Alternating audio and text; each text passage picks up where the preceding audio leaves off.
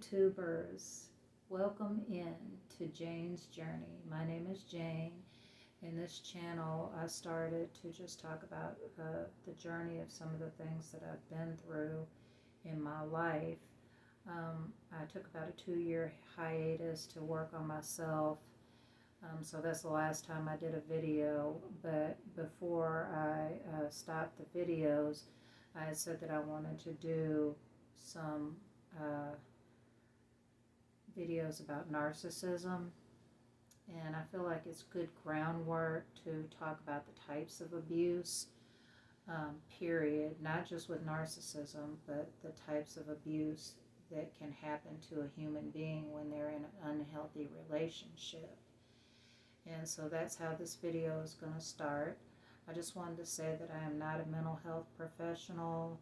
If you need help with something in your life, you should go to a professional. This video is specifically for entertainment purposes and for discussion purposes.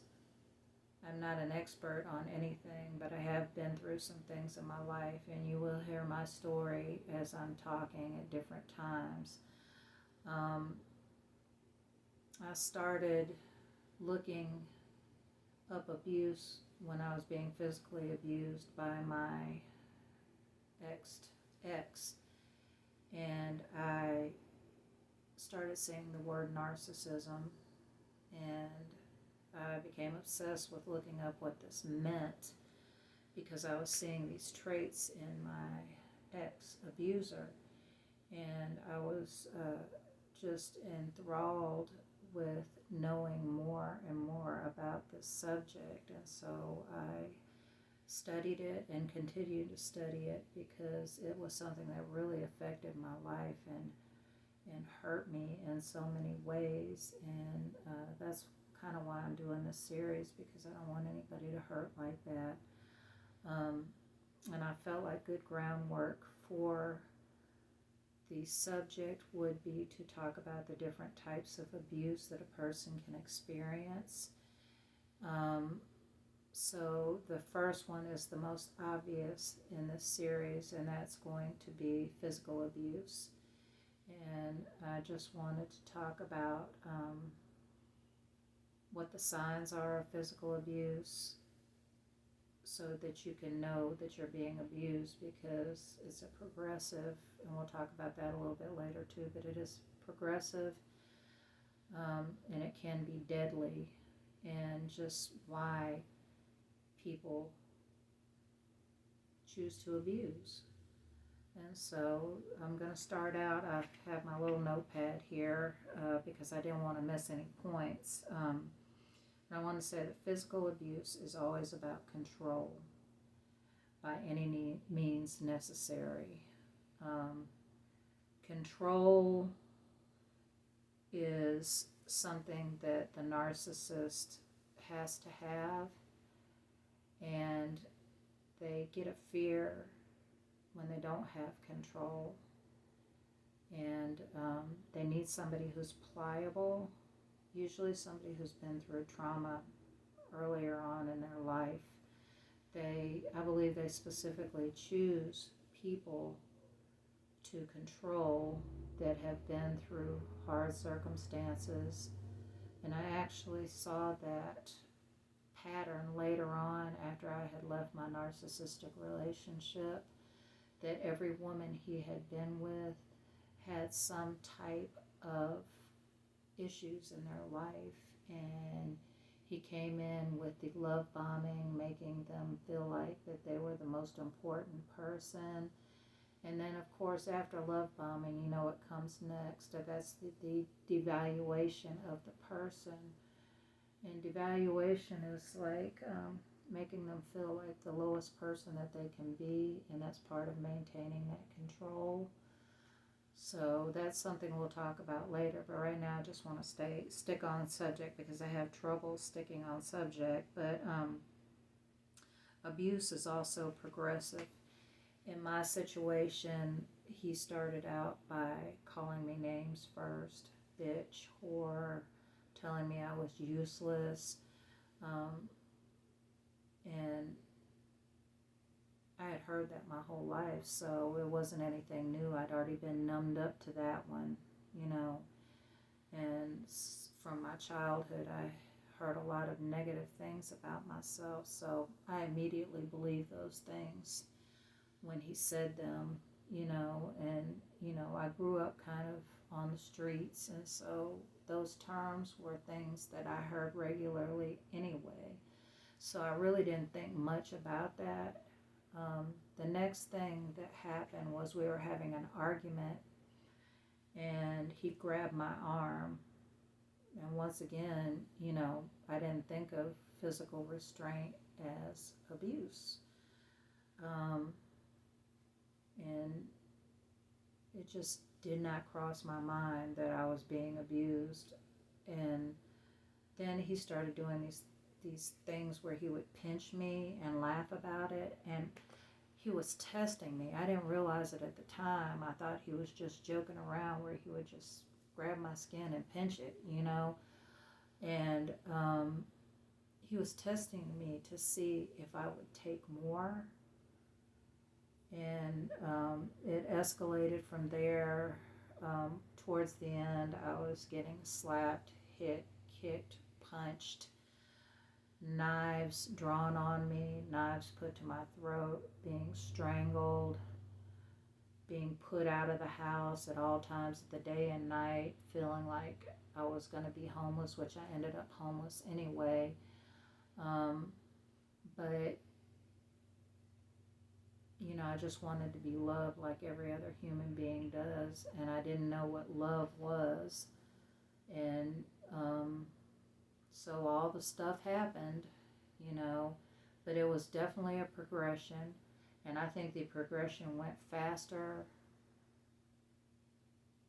than some cases, you know, but it was just hurtful, and I didn't even want to live. I tried to commit suicide a couple of times because I was like, why can't I make this person love me? You know, I had a lot of childhood wounds and trauma, and I couldn't understand it, and I kept on trying harder and harder. And that's part of the pull for the narcissist. They love it. They love to abuse you because a lot of women, especially, want to try harder to make it work. That's how we're built a lot of times, you know. We just, especially if you've got a childhood wound, you want to fix what was broken a long time ago through this person, and it just doesn't work. And it will never work. You know, I had to get that through my head because I kept on doing this stuff to try to make things better, but it wasn't going to get better because we were both broken people, you know. So that's how the progression works. Women think they can make it better, and they accept more and more and more. Or men. I mean, this happens to men too. And it just doesn't get better. As a matter of fact, you get abused more and more. And that leads into my next thing, is the reasons why people want to control, and how abuse plays into that. So they want, and why the progression happens. So they want to be assured of a favorable outcome for themselves. They're very, very selfish. And so whatever's going to cause you to clean the house better, or cook a better meal, or be better in bed, or be more outgoing and lively in front of other people, whatever's going to cause you to put on that mask so they don't see how they're treating you, they're going to do whatever they have to do. That's why a lot of women, when they're out and they make a mistake when they're out in front of other people, will be punished when they get home.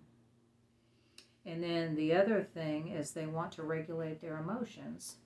They're already got a lot of pressure on the inside because of what they do in life, the mistakes that they make. And if they're not controlling you well. They want to alleviate the anger and the pressure that comes from not controlling you well. So they will abuse, they will lash out at you to try to regain this control over you. And I would always notice with my narcissists that they got extremely calm, like directly after the abuse happened. And I was like, you just traumatized me and tortured me, and now you're calm and happy? I don't get it. You know, it was so confusing to me. And I kept on trying to figure out why it was happening. It was happening because, first of all, I kind of let it happen. And I don't mean to be victim shaming, because there's all this trauma bonding stuff that comes into play. So, you know, but the second thing is that the reason it was happening is because he was trying to regulate his emotions. He was already pissed off. And when he lashes out and throws his rage at you, it releases it, or she, it releases it out of their body and onto you. And that is a scary situation when that happens, because it's like so traumatic, you know? And then they want to keep you in your place. They've had you doing what they wanted you to do all along, and they want to keep you right there in that particular place. And if you stray from one side to the next, start trying to do what you want to do, start trying to live a life for yourself, they're going to make that stop by any means necessary. And that's the whole situation right there. That's the control right there. And so you have to be cautious, you know, in these type of situations, because they can, the progression, this is why people die. So they will control you a little bit by name calling, but when you get numb and immune to that, then they'll start doing something else. And when you become immune to that, because you start getting numb on the inside, then they have to go a little bit further and a little bit further. And this is how people die. And so, you know, I just wanted people to know out there that you're valuable, that you mean something, that you matter, and that you don't deserve what you are getting. That's another thing. That's the lie that the narcissist or the abuser believes, is that when you do something contradictory to what their wishes are, that they have the right to hurt you. That is a lie from the pits of hell, and they do not have that right. Nobody has the right to harm somebody else because they didn't get the outcome they wanted. And so I wanted to make that clear. I'm pretty new to doing these videos, so I'm going to end it here, but I think that's the information that I wanted to get out there. But I also wanted to say that if you are in this type of situation, you have to be very careful about how you leave, especially if it's physically abusive, because you don't know what they're going to try to do to make you stay. So it is always good to go to a domestic violence association and ask them the best way to leave. It needs to be covert. Nobody needs to know about it except for you and the people who are helping you to get out of the situation. And so I just wanted to let you know that the best thing to do is get out. Don't waste 20, 30 years of your life, or 1 minute for that matter, taking something that you do not deserve and that God does not want for your life. He does not want you to be harmed. He has the best thoughts and outcomes for your life. And you are not living in the will of God if you are allowing this to happen to yourself, because He only wants love, peace, truth, and happiness for your life. Anyway, I guess that's all I got. I want to say I love y'all. Feel free to put some comments in there. If you like this video, go ahead and let me know by pressing the like button. And I just wanted to say thank you for letting me share my experience. And I believe the next form of abuse that I'm going to do is sexual abuse. So that one's going to be a real clincher right there. But y'all have a good one. Bye.